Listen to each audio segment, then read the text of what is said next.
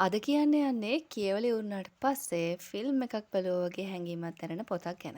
ඉතින් මේක තමයි ඒ පොත. මේක ශාමිකා ජේ බස්නායක අක්කා ලියපු අවරකිරෙන් එහා පොත. ඉතින් මේකත් එක්ක මම ටොක්සි ඩොක්සි ගෙන්න ගත්තට මට ඇත්තටම ඉස්සෙල්ලම කියවන්න හිතුනේ මේ පොත. ඉතින් මේක පබ්ලිෂ් කරලා තියෙන්නේ ජයදද ප්‍රකාශකයෝ. ඉතින් කොහොම හරි මේකේ මුලින්ම දාලා තියෙනවනේ මේ ක්‍රයිම් ත්‍රිලර් නව එකක් කියලා. අන්න ඒ කතාව නම් හරියටම හරි. මොකද මේක ඒ වගේ එකක් තමයි.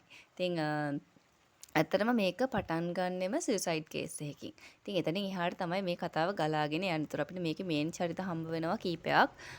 රුවිනි, සිතු, සචි, ලකා, තව ඉතින් අනුචරිත කීපයක් ඉන්නවා. මවිත, සුවීන එහෙම කියලා. ඉතින් හැබැයි මේකත් අර අපිට ගෙසින්ස් එක්ක යද්දී හැම තැනකදීම වගේ වර්ධින එකක්. ඒ කියන්නේ මේක ඇත්තටම රහස් ගබඩාවක්. මොකද මුලදී මමත් කෙනෙක්ව සැක කරගෙන හිටියා. ඇත්තට මම සැක කරේ සචීව. මොකද සචී තමයි මේ හැමදේම කරලා ඇත්තේ එහෙම කියලා. හැබැයි අන්තිම වෙද්දී නොහිතපුම දෙයක් තමයි වෙලා තියෙන්නේ. මේක අර සෝෂල් මීඩියා ආශ්‍රිතව වෙච්ච දේවල්. එතකොට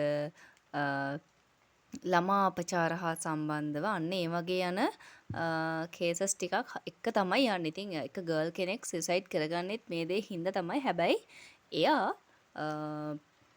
සෑහෙන දක්ෂ ගෑල් ළමෙක්. ඒ කියන්නේ එයා මොලේ පාවිච්චි කරලා ඒ හැමදේම එක ක්‍රමයකට ලෝකෙට එළියට දෙන්න මගක් හදලා තමයි එයා ඒ දේවල් කරගන්නේ. ඉතින් ඇත්තටම මුලදී මමත් එයා ගැන හරීම වැරදි වැටහීමක තමයි හිටියේ.